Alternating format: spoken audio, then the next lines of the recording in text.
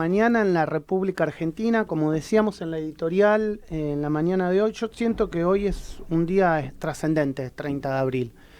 Me parece que le va a modificar la vida a los argentinos de acá a 5, 10, 15 años. Tal vez mucha gente no se está dando cuenta de lo que está pasando. Alguno puede hacer un juicio de valor que es para bien y otro puede hacer un juicio de valor que es para mal. Pero la vida de los argentinos, lo que está pasando hoy en el Congreso, le va a cambiar. Va a charlar con nosotros Celeste Fierro, siempre que la convocamos acá está, es una referente muy importante del MST, del Frente de Izquierda de los Trabajadores. Creo que es uno de los pocos bloques que sigue unido después de todo lo que la última elección. También tiene una importante voz en la legislatura de la Ciudad de Buenos Aires y nos vino a visitar. Celeste, gracias por venir a la mañana de Radio Sónica. No, gracias a vos, Max, y a todo el equipo. Gracias. Siempre a mí es un encanto estar con ustedes. Estuviste en la plaza recién. Estuvimos en la plaza recién, estuvimos ayer también durante toda la jornada. Acuerdo con lo que decís que hoy empieza a ser un cambio, va a ser una fecha significativa en términos de lo que significa lo que están votando en el Congreso. Si bien falta todavía, también hay que decirlo, falta la sesión en senadores, la votación en senadores, que por supuesto vamos a seguir insistiendo con el rechazo total a este paquete de leyes que se presenta como la ley base, pero que tiene incluida muchísimas reformas y modificaciones que van a afectar a la vida cotidiana del conjunto de las y de los trabajadores, de los sectores vulnerables, de los sectores medios, de las y los jubilados. Bueno, recién estábamos del Estado también, ¿no? Porque la vida en sociedad, digamos que podemos decir, estamos acostumbrados a una cosa, pero a partir de hoy, si esto termina saliendo en el Senado, se va a modificar. Bueno, recién lo decíamos en tono de redes sociales, pero terminaron poniendo un rey, no las fuerzas del cielo, un monarca, no las fuerzas del cielo, sino la casta del Congreso. Porque lo que se acaba de votar también ahora son las facultades delegadas. Emergencia administrativa, económica, financiera, energética, facultades delegadas, reforma del Estado, es decir, reforma laboral, es decir, va a haber cosas que le va a tocar la vida a cada uno. Sí, y en ese sentido vemos cómo hay un sector que sí se beneficia, que son las patronales, que son las corporaciones, que son quienes fugan capitales de forma permanente, es abrirle la puerta nuevamente al narcotráfico. O sea, me parece que es importante. Eso hizo mucho hincapié de la izquierda y también hizo hincapié ciertos sectores del kirchnerismo. Explícale, ¿por qué es eso? ¿Por el blanqueo? Por el blanqueo de capitales. Lo que hace, bueno, de hecho, Milei lo dijo con claridad en el acto en el Yao Yao, al frente de toda la cúpula empresaria, que, o sea, está llamando a un delito directamente. Bueno, que compren divisas de la forma que quieran, que no tiene que haber ningún tipo de regulación. Bueno, es blanquear mucha de esa plata del narcotráfico que estamos viendo la consecuencia, por ejemplo, en ciudades como la de Rosario. De hecho, el GAFI, por ahí la gente no sabe que es un organismo que se encarga de seguir de cerca, digamos, lo que hacen los estados respecto a el narcotráfico y cómo siguen los delitos relacionados con ello, financieros sobre todo, a través de los blanqueos, y está muy preocupado por lo que puede llegar a pasar en Argentina. Lo está mirando de cerca. Y bueno, porque hay que ir más atrás y nos retomamos a una década nefasta también en nuestro país, que fueron los 90. Yo escuchaba recién a algunas diputadas y diputados que lo planteaban en términos de recuerda a lo que fue la privatización de las empresas estatales en los 90. Y es lo que están haciendo exactamente ahora lo mismo. Y afecta no solo en términos de la privatización, sino, por ejemplo, el desguace de distintas entidades, de distintos espacios. Bueno, es el caso del CONICET, es el caso del INCA, que si bien no plantean el cierre directo, lo que hacen es que los pueden achicar, que los pueden fusionar, que los pueden dejar como cascarones vacíos a espacios que han sido importantísimos en términos del reconocimiento a nivel internacional de lo que se ha llevado adelante a partir del fomento, de la investigación, de la ciencia, en términos del arte, de la cultura y también en materia de ciencia y tecnología. Y me parece que esto va a afectar, vuelvo a insistir, quien quizás no lo entienda ahora y no lo vea como una preocupación, va a afectar y muchísimo. Sí, yo estoy de acuerdo. Y algo que conversábamos recién hace un ratito, tal vez, digamos, cuando uno vota estos paquetes, no sé si la palabra es completamente a libro cerrado, pero paquetes en su conjunto, lo que hace es no debatir temas puntuales. Es decir, si vos querés reformar o privatizar el Estado, querés privatizar aerolíneas, querés privatizar los trenes, cuando vos llevas al Congreso esa ley de forma individual, entras a ver los balances de las empresas, si tienen muchos empleados, si hay gente que falta, si los presupuestos. O sea, entras a analizar el detalle. Vos con esto no podés analizar el detalle y le das un instrumento al Poder Ejecutivo de que lo haga sin pasar por los representantes del pueblo, que son los que tienen que analizar eso. Entonces, me parece que ahí está la profundidad y la gravedad del tema. Por supuesto, porque a paquete cerrado votás, bueno, de hecho lo hicieron, porque ni siquiera es artículo por artículo. Lo hacen capítulo por capítulo, incluyendo ahí todas las modificaciones a las leyes existentes.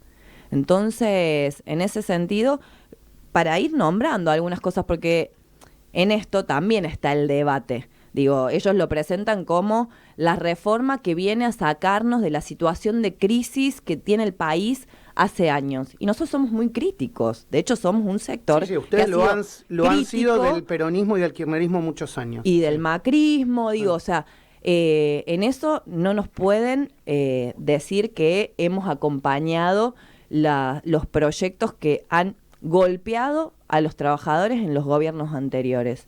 Esto lo que intentan hacer es avanzar quinta fondo para destruir absolutamente todo y no transformarlo para la mejoría del conjunto de la población. Acá, quienes la van a tener redonda, volvemos a insistir, son las patronales.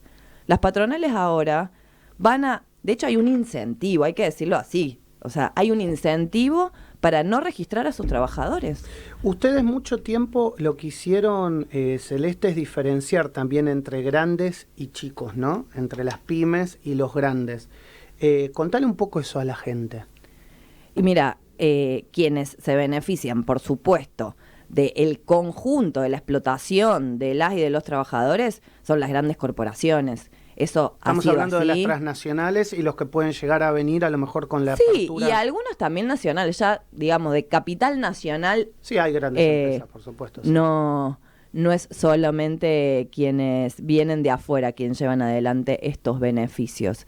Y después, en cuanto a las pymes, también hay que plantear una cuestión que terminan siendo muy precarizadoras de sus propios trabajadores. De hecho, hay sectores que plantean, bueno, ahora se viene el juicio, y en realidad la otra vez charlábamos con un abogado laboralista que nos decía, no quieren juicios laborales, bueno, registren a sus trabajadores, porque acá hay una cuestión que lleva adelante con alguna modificación o con nada. Por lo que se ve, lo que pasa que, bueno, acá se votó a libro cerrado, o sea, yo lo comparto, eso que ustedes no pueden entrar a debatir el artículo por el artículo, pero ¿estarían de acuerdo que la cosa así no va? Mira, yo creo que lo que no va es que los trabajadores no tengan sus derechos. Entonces, en ese marco, cualquier modificación que golpee los derechos de los laburantes nunca los vamos a acompañar. Okay. Porque hoy hay un nivel de precarización enorme. O sea, y eso es indiscutible. A lo que vamos ahora es profundizar eso. De hecho, yo decía, o sea, vamos a un punto de esclavitud directamente, porque se alargan los periodos de prueba. ¿Qué significa eso? Porque nos dicen, bueno, son 3 meses, ahora pueden ser 6, pueden ser 8. Que en 6 meses, en 8 meses, medio año de un contrato basura, precarizador, te pueden echar. Entonces cada 6 u 8 meses, de acuerdo a la empresa, te cambian y vos no tenés ningún reconocimiento en términos de derechos laborales. no vas a tener aportes de la seguridad social. Ahora se está ampliando la edad jubilatoria. No, en los 8 meses sí, durante los 8 meses el aporte está o no. Desde el día 1. O sea, el aporte de los 8 meses. El aporte Sí. desde el día 1. Ah. Pero, ¿cuál es tu nivel de continuidad? Ah, no, claro, ahí sí, ahí sí. Sí, ahí sí. Lo que están avanzando, aparte, es en la estabilidad de los trabajadores del Estado.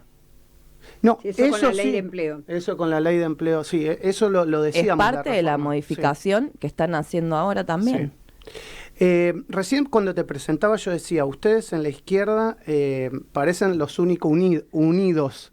¿Qué ves que está pasando, digamos, en la política nacional? Porque la coalición cívica de alguna manera se aleja de lo que está haciendo el PRO y de lo que está haciendo parte de la Unión Cívica Radical y obviamente la Libertad Avanza. Dentro de la propia Unión Cívica Radical hay alguna fractura. El PRO, bueno, vota en conjunto y se alinea con la Libertad Avanza. Parece de alguna manera también algunos coletazos dentro de los propios gobernadores que acompañarían algunas cosas, otros no, relacionados con el peronismo. ¿Cómo ves el panorama político hoy? Mira, yo creo que viene ya de hace un tiempo donde empezamos a ver que ya no hablábamos de partidos, empezamos a hablar de coaliciones, y esas coaliciones se empiezan a resquebrajar justamente por los debates políticos en términos de cuál es el proyecto de país, pero fundamentalmente qué beneficios tiene cada uno de esos sectores, porque ahí está el debate. Porque ¿por qué se divide Unión por la Patria y el conjunto de los diputados de Tucumán? Justamente por las presiones y los intereses y los privilegios que tienen esos sectores. ¿Por qué no acompañan de forma completa? Y por qué hay presiones también, digo, lo del radicalismo, lo de la coalición cívica, pasa en la legislatura porteña también. Entonces, en eso, y por eso creo que es importante en términos de la coherencia, porque nosotros tenemos debates, somos distintos partidos dentro del Frente de Izquierda Unidad, nosotros venimos desde el MST proponiendo que es algo que me parece importantísimo en este estadio y por la crisis del resto de los partidos tradicionales, que lo que hace falta es fortalecer una alternativa que sea vista como alternativa de poder. Y el Frente de Izquierda tiene un potencial enorme en ese sentido. Y en eso, en los debates, es cómo logramos que sea un espacio democrático, participativo, que convoque a todos los sectores que están luchando y que no son militantes de nuestros partidos. Por eso estamos convocando a que se haga un gran congreso abierto de todo el Frente de Izquierda, porque lo que hoy se discute es, bueno, pasa esta ley, no pasen senadores, o pasen senadores. Lo que tenemos que discutir es qué viene después. ¿Cómo van a jugar de acá para adelante? Entonces, porque con estos seguramente sectores, va a haber conflictos en los que ustedes siempre estuvieron al lado de la gente y van a tener que seguir estando. y son estos sectores los que proponen un cambio alternativo a futuro. Bueno, son los que nos han traído hasta acá, muchos de ellos. Uh-huh. Entonces, es cómo logramos fortalecer una alternativa con un montón de compañeras y compañeros que son de la izquierda social o son votantes del Frente de Izquierda, muchos descontentos del gobierno anterior. Ahí quiero apuntarte en esta pregunta. ¿Cómo pasamos de ser una sociedad tal vez progresista, de avanzada en la adquisición de muchos derechos, líder en Latinoamérica y en el mundo, derechos de las mujeres, de la comunidad LGBT, bueno, los derechos laborales, uno de los pocos países que los hemos mantenido como hasta ahora, digo. ¿Por qué vos Desde crees, el 74 estamos. ¿Por qué vos crees que se pasó de eso al gobierno de Milei? Con también, te digo, con mucha gente que está convencida de lo que está haciendo Milei. De hecho, realmente Milei, muchas de las cosas que hoy está haciendo las dijo en campaña, no es que no las dijo. Ahora, si la gente no la quiso escuchar es otra cosa, pero las dijo. Entonces, ¿cómo se pasó? También dijo que iba a pagar la casta. Hay mucha gente que dice, bueno, me tocó a mí, no a la casta. Porque sí dijo que quería hacer, pero ¿quién iba a pagar eso? Pero ¿quién creía que, digamos... Bueno, por eso, pero es parte del discurso. Mira, yo creo que hay una cuestión que hay sectores que lo plantean para sacarse responsabilidades, para decirlo así. Entonces es, bueno, la sociedad se volvió de derecha. ¿Quién dice eso? Se saca responsabilidades de por qué se votó esto. Claro. Bueno, lo primero para mí vamos para atrás, es exacto, que no se vuelve de derecha la gente de un día para el otro. Entonces hace experiencias políticas. Si vos me decís que vas a tener la heladera llena, que me decís que los últimos van a ser los primeros, y todo eso no pasa, entonces buscas otra cosa. Por eso encontrás a mucha gente. Lo del 23 fue impresionante. Muchos pibes que te decían, me equivoqué con el voto a este personaje pensando que de verdad iba a ser un cambio, y nos está hundiendo. Trabajadores, jubilados. Los jubilados son los primeros que todos los gobiernos... Mucha gente vio en esa rebeldía de Milei como candidato, gritándole a la casta o a los políticos tradicionales, vio un cambio que no se está condiciendo, digamos, en la realidad del bolsillo de la gente. A menos a priori. Ahora, él también te dice, bueno, yo les dije que los primeros meses iban a ser duros. Entonces, bueno, vos decís ahí, ¿dijo la verdad o no dijo la verdad? Y lo que pasa es que hoy se está viviendo eso. Al que votó le pregunto, seguramente vos tenías claro y seguramente nosotros teníamos claro lo que iba a pasar. No, y pero ellos tienen ese discurso de, bueno, hay que aguantar, en algún momento va a mejorar, pero ¿mejorar desde dónde? Porque esa también es la cuestión. Si mes a mes vos vas más para atrás, o sea, hay que preguntarle a la audiencia, a ustedes, nosotros, o sea, lo que dejaste de comprar, a dónde dejaste de ir, cómo te manejás, digo, porque después va afectando absolutamente todo, el transporte, los servicios, los gastos, los usos, o sea, afecta el conjunto de la vida cotidiana. Y después ponele que ahora te dicen, bueno, la inflación se está frenando, bueno, pero ¿y de dónde vamos a partir? O sea, seguimos partiendo de muy atrás.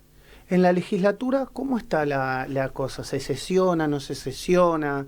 ¿Se escuchan a los diferentes bloques políticos? Porque siempre la legislatura tuvo una particularidad hace muchos años de que era un espacio donde se dialogaba, en acuerdo, desacuerdo, pero había sesiones.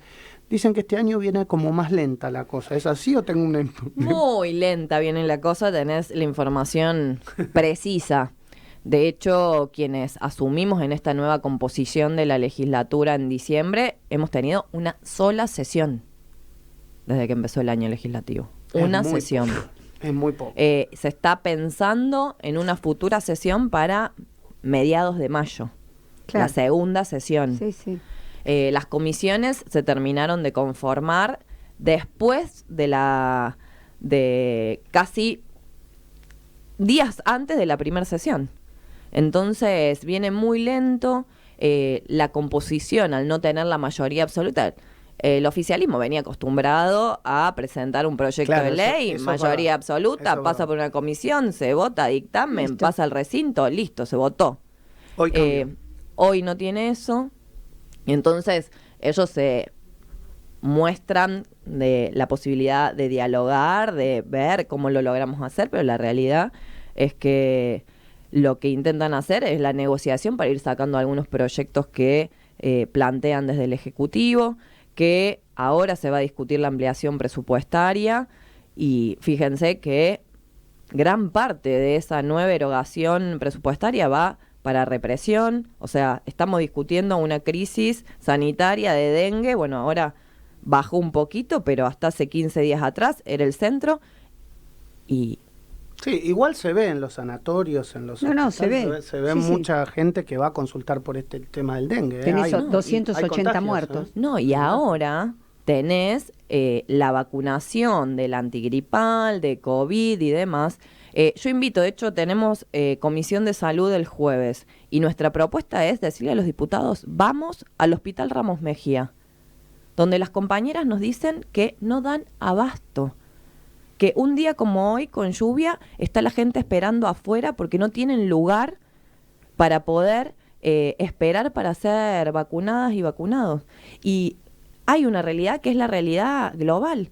No se vacuna más en farmacias, no, las obras sociales ya no ponen todas las vacunas, las prepagas se están quedando sin gente porque no pueden pagarlas. Y eso llega al hospital público, claro, a los vacunatorios de los hospitales públicos, donde faltan enfermeras, falta personal, las condiciones de trabajo, los espacios que no existen. Entonces, vos decís, bueno, ¿a dónde tiene que ir esa plata? Y volvemos a insistir con esto, la ciudad es la ciudad más rica del país. Más rica del país. ¿Dónde va esa plata? Bueno, ¿a dónde va esa plata? Entonces, va para más represión. De hecho, parte de los proyectos de este gobierno, fíjense, es reiterancia, es nueva modificación del Código Contravencional. Reiterancia sí se trató, eso se trató. Todavía no se trató nada. Tal vez se trate en esta sesión que estás diciendo en mayo. Quizás se trate en esa sesión de mayo. Okay. Todavía no se trató. Reiterancia, cambio en el Código Contravencional. Vimos la actuación del gobierno de la ciudad estos días con este discurso del orden y limpieza, como si fuera basura las personas en situación de calle. Entonces, ¿a dónde va esa plata? No sabemos. A dónde no va, no es ni a salud, no es a educación, no es a vivienda, no es a trabajo.